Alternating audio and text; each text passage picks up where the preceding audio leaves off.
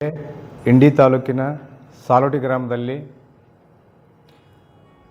108 ಗ್ರಾಮಗಳ ಜೋಡೆತ್ತಿನ ರೈತರ ಸಮಾವೇಶ ಹಾಗೂ ಪ್ರತಿ ತಿಂಗಳು 11,000 ರೂಪಾಯಿ ರೈತರಿಗೆ ಕೊಡಬೇಕು ಎಂಬ ಹಕ್ಕೊತ್ತಾಯದ ಸಮಾವೇಶವು ಸಾಲೋಟಿ ಗ್ರಾಮದಲ್ಲಿ ನಡೆದಿತ್ತು.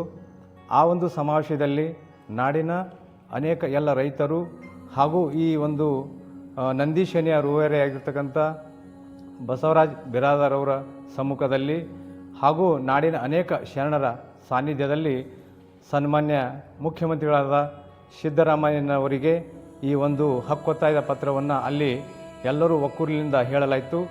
ಅದೇ ಹಕ್ಕೊತ್ತಾಯದ ಪತ್ರವನ್ನು ಇವತ್ತು ಮಾನ್ಯ ಸರ್ಕಾರದ ಪ್ರತಿನಿಧಿಯಾಗಿರ್ತಕ್ಕಂಥ ಎ.ಸಿ. ಸಾಹೇಬರಿಗೆ ಈ ಹಕ್ಕೊತ್ತಾಯದ ಪತ್ರವನ್ನು ಅವರಿಗೆ ನಾವು ಇವತ್ತು ಮನೆ ಮೂಲಕ ತಲುಪಿಸ್ತಾ ಇದ್ದೀವಿ. ಅದನ್ನು ಸರ್ಕಾರಕ್ಕೆ ತಲುಪಿಸಬೇಕಾಗಿ ಎಲ್ಲ ರೈತರ ಪರವಾಗಿ ಅವ್ರು ನಾನು ಕೇಳ್ಕೊತಾ ಇದ್ದೀನಿ. ನಂದಿ ಸೇನೆಯ ಹಕ್ಕೊತ್ತಾಯ ಪತ್ರವನ್ನು ಇವತ್ತು ಸಂಘಟನೆಯ ಶ್ರೀ ಸೋಮನಾಥ್ ಶಿವರವರು ಕೊಟ್ಟಿದ್ದಾರೆ. ಇದನ್ನು ಮೊನ್ನೆ ಇವತ್ತು ರಾಜ್ಯ ಸರ್ಕಾರಕ್ಕೆ ಸಲ್ಲಿಸ್ತೀವಿ ಅಂತ ಈ ಮೂಲಕ ತಮ್ಗೆ ಹೇಳಕ್ಕೆ ಬಯಸ್ತೀನಿ.